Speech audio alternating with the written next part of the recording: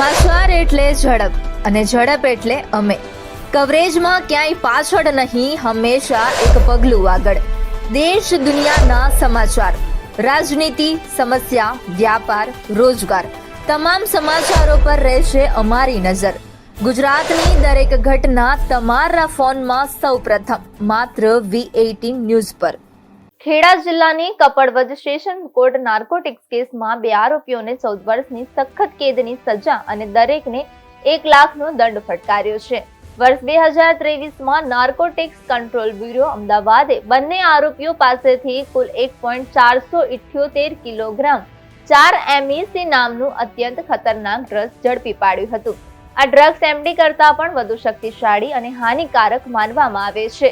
5 જાન્યુઆરી 2023ના રોજ NCBને બાતમી મળી હતી કે અમદાવાદ ઇન્દોર હાઈવે પર પીઠાઈ ટોલ નાકા પાસેથી પસાર થનારી એક બસમાં રાજસ્થાનના બાંસવાડાના રહેવાસી રઈશ મોહમ્મદ શબ્બીર મોહમ્મદ ડ્રગ્સ લઈને આવી રહ્યો છે. ટીમે બસ રોકી તપાસ કરતા રઈશ પાસેથી 1.14 કિલોગ્રામ 4-MEC મળી આવ્યું હતું. પૂછપરછ દરમિયાન રઈશ અમદાવાદના વટવા વિસ્તારના રહેવાસી ફૈયાઝ અહેમદને આ ડ્રગ્સ પહોંચાડવાનું કબૂલ્યું હતું. ત્યારબાદ NCBએ ફૈયાઝ અહેમદના ઘરે દરોડા પાડ્યા અને ત્યાંથી વધુ 464 ગ્રામ 4-MEC ડ્રગ્સ મળી આવ્યું હતું.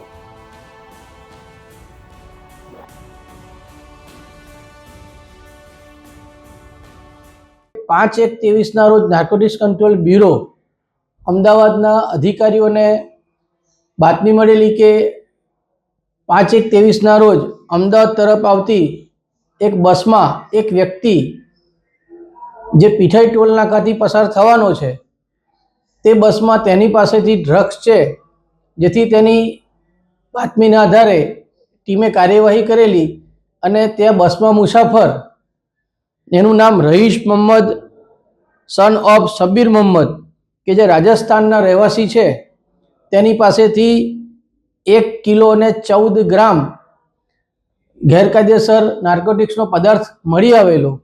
તેને વધુ પૂછતા કે આ પદાર્થ તું ક્યાં લઈ જઈ રહ્યો છે, કોને આપે છે, તો તેમાં તેને આ પદાર્થ અમદાવાદના ફૈયાઝ અહેમદને આપવા જઈ રહ્યો હોવાનું જણાવેલું, જેથી ફૈયાઝ અહેમદના ઘરે NCBની ટીમ ત્રાટકેલી અને તેના ઘરમાંથી 464 ગ્રામ નાર્કોટિક્સનો લગતો પદાર્થ મળી આવેલો, જેનું ફોરેન્સિક લેબોરેટરી ખાતે તપાસ કરતા એ સૌથી ખતરનાક પદાર્થ 4-MEC હતું, જે MD ડ્રગ્સથી પણ ઉચ્ચ લેવલનું આ ડ્રગ્સ હતું.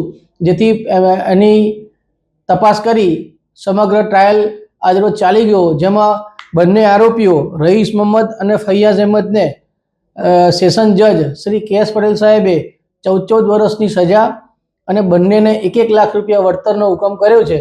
બંને આરોપીઓ જ્યારથી પકડાયા ત્યારથી જ્યુડિશિયલ કસ્ટડીમાં હોય, એમને જામીન આપ્યા ના હોય, પરત જ્યુડિશિયલ કસ્ટડીમાં આજરોજ મોકલી દીધેલા છે.